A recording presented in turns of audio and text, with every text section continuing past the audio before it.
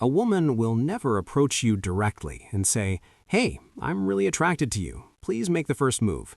That simply doesn't happen. The dynamics of female seduction work in a much more subtle way, almost imperceptible to someone who isn't trained to notice it.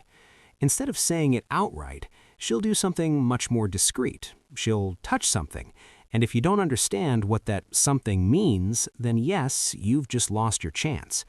Meanwhile, she'll have already turned your attention to the man who does know how to interpret those signals. Now comes a part that might make you a little uncomfortable, but it's necessary. According to a study published in the Journal of Nonverbal Behavior, more than 90% of emotional communication between two people occurs without a single word being spoken. More than 90%. This means that the most important conversation she's having with you right now isn't coming out of her mouth, it's happening through her hands and her body language. Let me be completely honest with you. As a woman, I can tell you that we're not as mysterious as many men think. In fact, we convey a huge amount of information through what we touch, how we move, and especially where we place our hands when someone really attracts us. The real problem isn't that we're hard to understand. The problem is that no one taught you how to read this kind of language. But that changes today. What you're about to learn isn't your typical superficial internet advice. It's based on behavioral psychology backed by research from institutions like Harvard, Princeton, and the Kinsey Institute. I've dedicated time to analyzing clinical studies along with practical experience to break down these signals clearly. And pay close attention because sign number 8 is the one that confuses men the most. Many interpret it as boredom or disinterest, when in reality, it could mean that she's already imagining what it would be like to be alone with you. Let's take it step by step. First, the classic that almost everyone misinterprets: hair. You're probably thinking you already know this, but there's a huge difference between a woman adjusting her hair because of the wind and a woman playing with it because you're there. Dr. David Givens explains that when a woman twirls her hair around her finger or moves it aside to expose her neck, it's not a casual gesture. It's the result of the release of dopamine and norepinephrine, which generates a nervous energy that manifests in her hands. Simply put, her body is sending a clear signal. Look at me. Second, the sign of vulnerability, the neck. This is one of the most sensitive areas of the human body, where the arteries are most exposed. Showing the neck is, on a biological level, a sign of trust and openness. According to Vanessa Van Edwards, neck contact in women increases by up to 300% when they're in front of someone they attract. If she touches her collarbone while looking at you, she's indicating that she feels comfortable, safe, and receptive to you.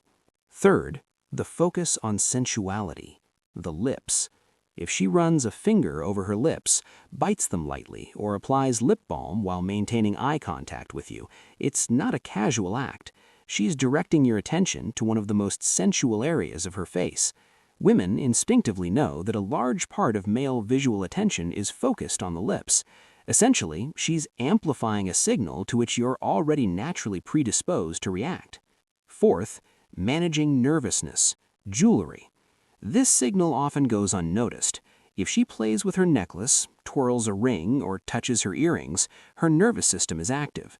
In psychology, this is known as self-soothing displacement behavior. The attraction she feels generates a kind of positive anxiety that she releases through touch. Furthermore, if the necklace falls across her chest, she's also subtly guiding your gaze to where she wants you to focus. Fifth, breaking the physical barrier. Touch. When a woman touches your arm, shoulder, or hand, she's crossed one of the most important social barriers. A study from DePaul University showed that a brief touch can significantly increase the perception of closeness and trust. This is where many men fail. They freeze. If she makes that move and you don't react, it's like you threw a ball and you dropped it without trying to catch it. Respond, smile, and return the gesture. Sixth, indirect seduction, the glass or cup. If you're at a bar or cafe, observe how she interacts with her drink. If she runs her finger along the rim or caresses the stem, it's not a random gesture. According to John Navarro, a former FBI analyst, when we can't directly touch the person we're attracted to, we transfer that energy to the object in our hand. In other words, that object is receiving the kind of contact she'd like to have with you. Seventh, the grooming ritual, known as preening. If she adjusts her blouse, smooths her skirt, or straightens her clothes right after seeing you, she's performing a common biological behavior in many species before mating. It's a way of presenting herself in the best possible light. It's not just vanity, it's biological competition for your attention. And finally, the key point, the boredom trap, facial framing.